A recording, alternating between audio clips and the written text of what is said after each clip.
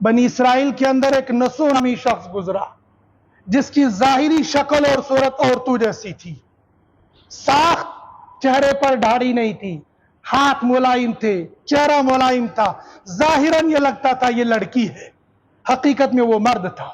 اور جیسے اس زمانے کے اندر بیوٹی پارلر ہوتے ہیں، مہندی لگانے والے ہوتے، مرد بھی اور عورت بھی، ایسے پرانے زمانے کے اندر نہلانے کے لیے حمام ہوا کرتے تھے، غسل خانے ہوا کرتے تھے، اور وہاں پر مالش کرنے کے لیے، مساج کے لیے، اب تو مساج کے لیے مشینیں آ گئی ہیں، تو پہلے زمانے کے اندر مساج کے لیے مردوں کے لیے مرد اور عورتوں کے لیے عورتیں ہوا کرتی تھی۔ یہ نسو نامی بادشاہ کے حرم کے اندر رہتا تھا اور وہاں پر عورتوں کو مساج کیا کرتا تھا۔ کئی مرتبہ اس کے دل کے اندر خیال آیا، نسو تم غلط کر رہے ہو، مرد ہو کر عورتوں کا مساج کرتے ہو، غلط کر رہے ہو۔ لیکن انسان ہے، توبہ کرتا تھا، پھر خواہشات وہ لذت بھی حاصل کر لیتا تھا اور مالش بھی کر لیتا تھا۔ لذت سے بس خواہشات نفسانی، اس لیے کہ اگر اپنی واقعی خواہش پوری کر لے گا تو اس کا راز باقی نہیں رہے گا۔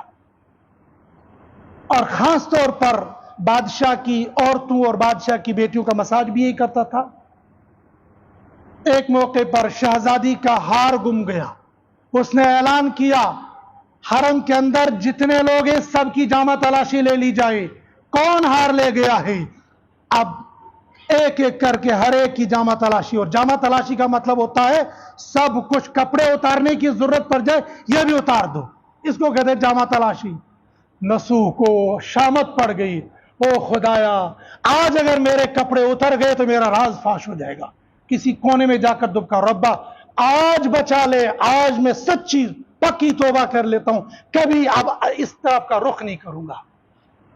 واقعی بندہ جب دل سے توبہ کرتا ہے اللہ سن لیتا ہے۔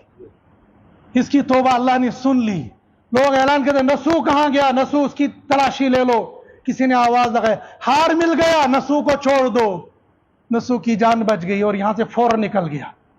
کئی دن گزر گئے، حرم کے اندر آیا نہیں، شہزادی نے پیغام بھیجا نسو کہاں ہے؟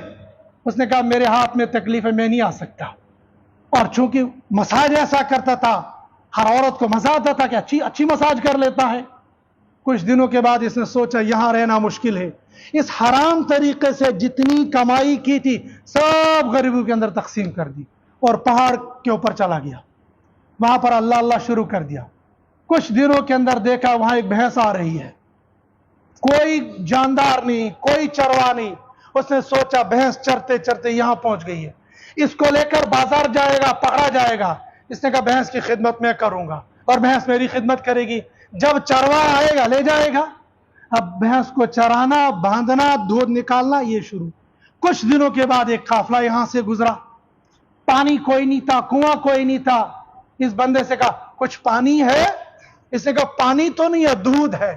دودھ اس کے پاس موجود تھے، سب کو دودھ پلا دیا۔ اور دودھ کے اندر اللہ نے خاصیت رکھی ہے، یہ پانی کا بھی کام دیتا ہے، رزق کا بھی کام دے دیتا ہے۔ یہ سیراب ہو گئے، قافلے والوں کے پاس پونجی بڑی تھی، انہوں نے کچھ پیسے اس کو دے دیے، جائش کر لے۔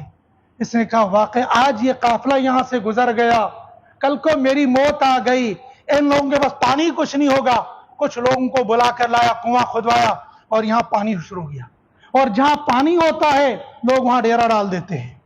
شہر والوں کو یہ سمجھ میں نہیں آئے گا، دیہاتیوں کو یہ سمجھ میں آتی ہے، جن کو مال مویشی ہوتا ہے وہ پانی کی جگہ پر ڈیرا ڈال دیتے ہیں۔ کچھ دنوں کے بعد تھوڑا تھوڑا کر کے وہاں پر لوگوں نے آنا شروع کر دیا۔ ایک وقت وہ آ گیا کہ نسو کی نیک نامی پورے علاقے میں پھیل گئی، اور پھیلتے پھیلتے شہر کے اندر نسو نیک، اللہ کا پارسا، اللہ کا ولی بندہ، کون ہے یہ کوئی نہیں جانتا تھا، اس کی نیک نامی بادشاہ تک پہنچ گئی۔ بادشاہ نے پیغام بھیجا ہم نسو سے ملنا چاہتے ہیں، اس کو بلا لو۔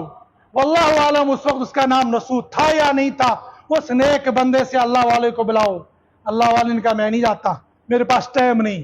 ہو سکتا ہے واقعی نسو کے پاس ٹائم نہ ہو، اور ہو سکتا ہے نسو کے دل میں گیا تو پکڑا گیا، میری ساری پارسائی ختم ہو جائے گی۔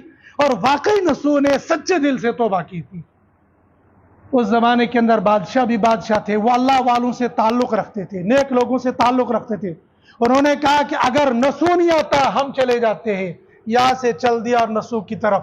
جب نسو کی بستی میں داخل ہو گیا، حضرت اسرائیل کو حکم ہو گیا روح قبض کر لو، बादशाह की वफात हो गई। बादशाह की वफात के बाद तख्ते शाही पर बैठेगा कौन? लोगों के दरमियान में नसू की नेक नामी की शोहरत थी और उनको मालूम था बादशाह इस नेक बंदे से मिलने के लिए जा रहा था, लिहाजा इसी नेक बंदे को तख्ते शाही पर बिठा दो। चुनांचे नसू को तख्ते शाही पर बिठा लिया। नसू ने अदल इंसाफ का बाजार गर्म किया, जुल्म और झूठ को खत्म कर दिया।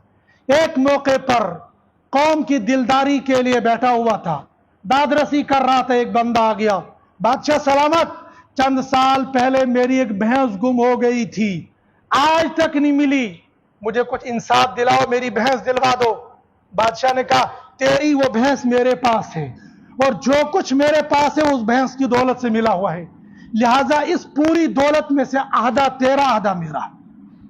इस बंदे ने कहा बादशाह सलामत, न वो भैंस मेरी है न वो भैंस है और न मैं इंसान हूं, मैं भी फरिश्ता, वो भैंस भी अल्लाह ने भैंस की शक्ल में फरिश्ता तेरे इम्तिहान के लिए और तेरे तौबा की बरकत की बात भेजी थी, जा ये तेरा है और उस तौबा की बरकत से तो ऐश कर ले।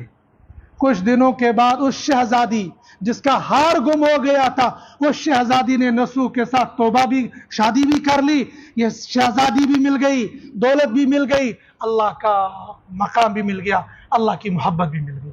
तौबा के जरिए से अल्लाह पाक दुनिया भी देते हैं, आखिरत भी देते हैं, लेकिन दुनिया मिल जाए ये कोई ज़रूरी नहीं है, लेकिन अल्लाह पाक दुनिया भी देते हैं, आखिरत भी देते हैं। अल्लाह पाक मुझे भी आपको भी पक्की सच्ची तौबा करने की तौफीक नसीब फरमाए।